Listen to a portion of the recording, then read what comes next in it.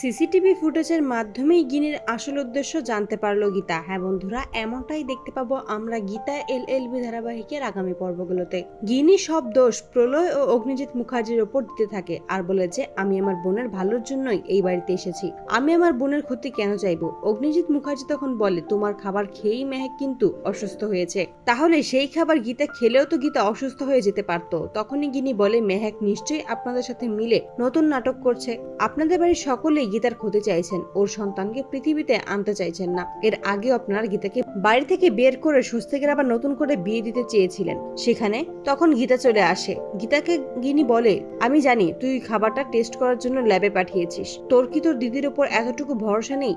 তোরও কি আমাকে সন্দেহ হয়? আমি কি তোর ক্ষতি করতে পারি? সকলেই যখন গিনিকে দোষারোপ করে ঠিক তখনই বন্নি ও ঈশা এসে গিনির পক্ষ হয়ে কথা বলে। পঙ্কজ তখনই গীতাকে ফোন করে জানায় সেই খাবারে কোনো কিছুই ছিল না। তখনই গীতা গিনিকে বলে আমাকে ক্ষমা করে দিস, আমি তোকে ক্ষণিকের জন্য সন্দেহ করেছিলাম।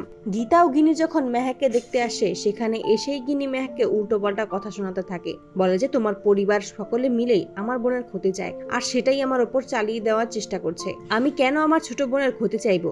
গীতা তখন গিনিকে চুপ করতে বলে কিন্তু গিনি কোনো কথাই শুনে না, মেহেককে কথা শোনাতেই থাকে। তারপরে গীতা মেহেকের ডক্টরের কাছে যায় আর সেখানে সে জানতে পারে মেহেকের খাওয়া খাবার থেকেই বিষ পাওয়া গেছে, যেটা শুনেই গীতা বুঝতে পারে না কোনটা আসল সত্যি। গীতা ভাবে যে যেই খাবার পরীক্ষা করার জন্য সে পাঠিয়েছিল সেটাতে তো কিছুই ছিল না, কিন্তু মেহেক তো সেই খাবারই খেয়েছিল, তাহলে সেই খাবারে বিষ কিভাবেই বা এলো। তখনই মনে পড়ে সিসিটিভি ফুটেজের কথা, তাই সিসিটিভি ফুটেজের মাধ্যমেই সবটাই দেখতে পায় গীতা এবং স্পষ্ট বুঝতে পারে গিনি তার ক্ষতি করার জন্য চক্রান্ত করছে। তো বন্ধুরা, তোমরা এটাই তো চাও, এভাবেই যেন সিসিটিভি ফুটেজের মাধ্যমেই গিনির আসল সত্যি জানতে পারে গীতা? কমেন্টে জানাও। আর নিয়মিত আপডেট পেতে আমাদের চ্যানেলটি এক্ষুনি সাবস্ক্রাইব করে পাশে থাকো। ধন্যবাদ।